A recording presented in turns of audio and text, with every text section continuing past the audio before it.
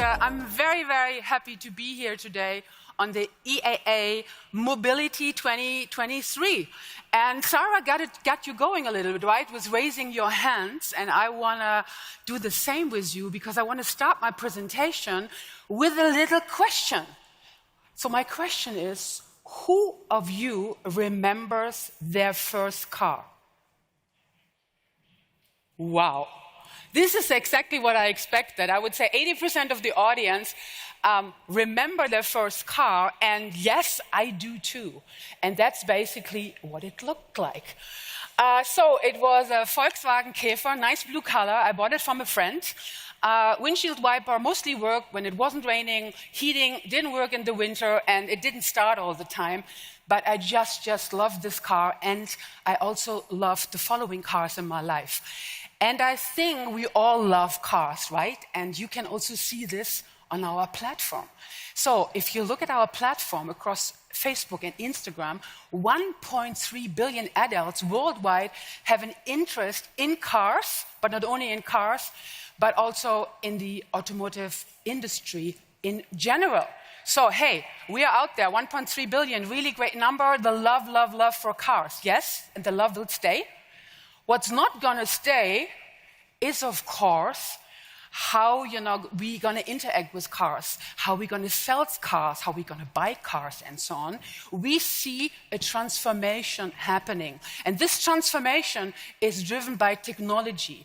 And technology is going to not only influence the automotive sector, it's also influencing the way we are living and we are working.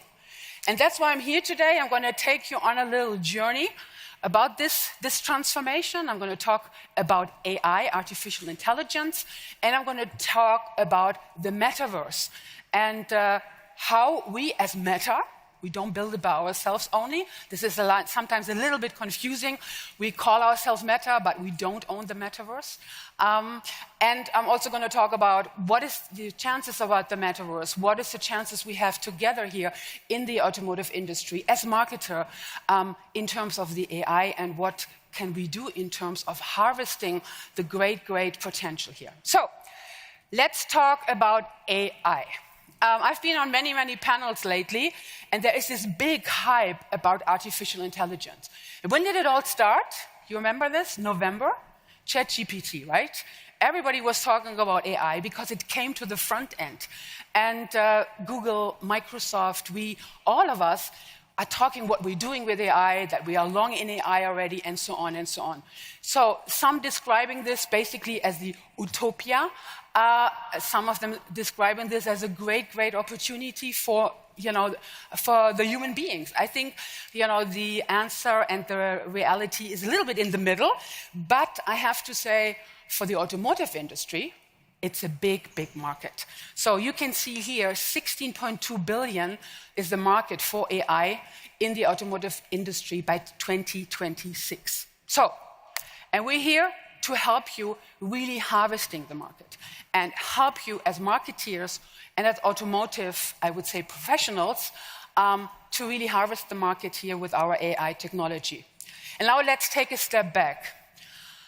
November was a big moment of truth. Everybody was telling what they're doing with AI. Well, we had the moments of truth a little bit earlier. We started already in 2006. Because who has been on Facebook in 2006? I think a lot of you. The feed that you saw in 2006 was already powered by AI. So that was about, many years ago. In 2015, we, for the first time, created the FAIR Research Center. So that's a fundamental AI research center in Paris. We did a lot of research there. And in 2018, till 2018, to be precise, we invested 90 billion in AI technology. And just this year, we're going to invest another 30 billion in AI technology. So why are we doing this? We do this to empower our advertisers, to empower our marketeers, to bring the right product at the right time to the right customers. And luckily, there are a lot of them. We have 3.8 billion people on our apps, on our family of apps. They use at least one of our apps every single month. So we really have the scale, we have the reach, and with the power of AI, I would say really 1 + 1 makes 3. So let's look a little bit how the advertising of, in the media space changed. So in former days, what you did basically is, hey, you bought space, right? You bought space, you bought it in the magazine, you did some auction with us, and that was great. Then you bought the audience, you bought the reach. But I think this wasn't enough. With AI, we can really take advertising to the next level. So you can buy outcomes. You can really buy sales, you can buy leads, because you have an AI-powered sales engine and advertiser engine. So you won't believe this, but a long time ago, you had to sit down with your agencies and say, okay, this is the target group, this is the campaign I want, this and this and this. It was very, very manual. And with AI, we really have a much, much better system to reach outcome. And that's what we're all looking for, right? We look for outcomes. And here I brought a number, better outcomes for marketer, 32% higher ROAS if you go on the journey with us. And you can say, well, that's fine, but is there any example in the automotive industry? Yes, there is. I mean, we work very closely, and I have later a little example how closely we work with BMW. We work closely with them on their inventory. And we said, hey, you have inventory, you have wonderful cars, and we, through signals, know which of the people are interested in buying a car. So why don't we match this? So with AI, with AI-powered advertising and the sales engine, we were able to increase the leads by 4 times and reduce the cost by 77%. So BMW is selling their inventory with really targeted ads for that BMW inventory that they want to sell. So really, really great outcome. I'm very happy about the journey we are on. It's not finished. I told you we're going to spend another 30 billion on that. It's a big, big bet also for our company. So AI, I hope to get you a little bit excited what we are doing at that space. So next topic, a little bit further out, 5 to 10 years, the metaverse. So what is the metaverse? The metaverse is the next iteration of the internet. I say it very, very simple all the time. You are not looking at the internet, you're in the internet. You really are in immersive digital spaces, and you can go from space to space. And it's very important to understand, and I said this at the beginning, this is not built by Meta. This is built by a lot of tech companies, together with the society, with research, with government, with regulatory bodies. This is really something we come together to build in the next 5 to 10 years. So is it just a hype that goes away? Well, that's what we saw, right, with the internet in 2000. We said, this is just a hype, it's going to go away. Or my former boss, Bill Gates, had the vision of having a PC on every desk in the world in the 90s. And everybody was saying, that's not going to happen. Right? Look in your pockets. You're going to have your iPhones or your Samsung phones or your Android phones right there. So it happened. So I think it's a vision, and it's something that we're going after. And I'm a strong believer it's going to happen at some point in time. Is it going to happen exactly how we describe it today? Probably not. We see business potential of a lot of billions for creators and also for developers. And we want to reach in the next decade 1 billion people. And what it is in more, immersive terms, I have a video for you. What you're seeing today is a successful eye surgery. And this, the dedicated hours of virtual training that made it happen. The RPOS mRNA Academic advancements are being achieved every day through collaborative hands-on learning. Upskilling careers, now made possible through immersive environments. Crucial engine maintenance, perfected in simulated training settings. Coming back from an injury with training designed to sharpen skills and improve performance. These are the ways the metaverse is being used every day, today.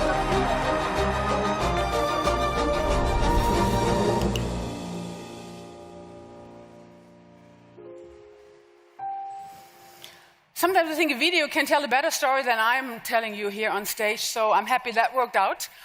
Let's talk about the investments that we're doing there. We invest in hardware, and I'm going to talk a little bit about this in a minute. We have the Quest, we have the Quest Pro, but we have also a new wonderful device that's coming out. We also have the Ray-Ban glasses that we're developing with our wonderful partner Luxottica in Italy. Then, of course, that's new for us. We're developing software. You know, we develop the workrooms and other software pieces to make the metaverse come to life. And we're doing a lot of research on the metaverse in terms of avatars, in terms of gesture hubs, gloves, and so on and so on and so on. So really, really deeply grounded in the research, because this is where we're coming from. So I'm very excited about the next slide, which is going to show you our Meta Quest 3. So I'm very transparent. Sometimes when I have these wonderful glasses on, I get a little dizzy. When I take this off, I have a headache. And this is not happening to me alone. I know a lot of people have that issue. And the glasses right now are pretty heavy, right? With the Meta Quest 3, we have much better resolution. We have a lighter outfit. And we have mixed reality. When I used, and we use a lot, our glasses ourselves to really experience them, the first time my coffee cup was in my wonderful keyboard, because you are totally immersed in VR experience, right? So this is mixed reality. And this is really, really cool. So when you look down, you're on the physical world, and when you look up, you're on the VR world. And Mark is going to announce this on Connect. We're going to do the Connect this time in our premises at Menlo Park, and it's going to be in 6-7 weeks from now that he's going to announce this. So really the next steps we're taking in this. I have to say, I'm really, really impressed what the automotive sector has done already in the metaverse. I'm going to show you 2 examples. You really embraced it. You leading the pack, and you also took the risk of try and error sometimes. So really, really great stuff. And I'm going to talk about the first brand that I'm really proud. It's Cupra, and it's Cupra in Germany here. And what they did, hey, they have a retail space, but not that big. And with mixed reality, we can do the following. We can have a customer put these glasses on. They can walk around the car and experience the car basically in their own physical room. Then they get in the car and they can drive the car, and they're totally immersed. So really a great, great experience how to position yourself as a tech-leading brand in the automotive sector and giving your customers an amazing, amazing experience. And they are the first one who's doing this. So really great. Another brand in the automotive sector we're working super close with is BMW, and we have done some cool research with them. And one project is really standing out, and I, again, brought you a video about that great, great collaboration with Meta and BMW. Our goal at BMW is to continuously explore new technologies, not only to build the ultimate driving machine, but also to create the ultimate driving experience. We began to look at how to integrate AR into our cars more than 10 years ago. And we teamed up with Meta's research team to test their AR and VR technology with our vehicle ecosystems. Excited about this progress because this could mean the starting point for integrating AR devices into our connected vehicle ecosystems. And eventually, this could mean that travel is going to be more enjoyable, more social and productive, more relaxing, or more fun. It's too early to tell how this research will make it into the hands of consumers. But together with BMW, we imagine a time when we're using these AR and VR devices in all types of moving vehicles. A time where these devices help us in all sorts of ways, from alerting drivers to hazards on the road, or providing parking and navigation assistance, as well as hands-free communication and entertainment. And that's really exciting, and that's the future we see coming down the road.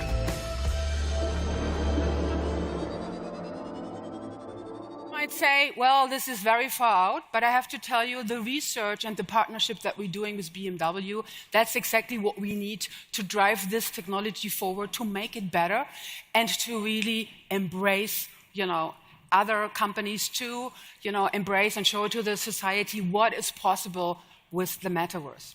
So, what is next? Well, a journey with you, all of you, the automotive sector. I brought you, I hope, a couple of compelling examples that partnership 1 + 1 = 3 can work and will work. And we are really, really excited about Germany and about Munich. We are so excited to work with our automotive brands that we're going to open an office a couple weeks from now here in Munich to really drive that cross collaboration with the auto brands here in the southern part of Germany. I'm running out of time, already 30 seconds over, so quick summary for you. I hope I could bring you a little bit closer to the theme of how AI can really supercharge your marketing. What the metaverse will play, what kind of role it already plays and it can play in the auto industry future. And of course, last but not least, how important it is with partnership to unlock that potential we have. I started my presentation with looking backwards. I want to end my presentation with looking a little bit forward. We are in the era of transformation in the mobility and automotive sector. What we decide now will define the way for the next 10 to 20 years. And I'm very, very grateful to define the way together with all of you. And I thank you so much for your attention. Thank you.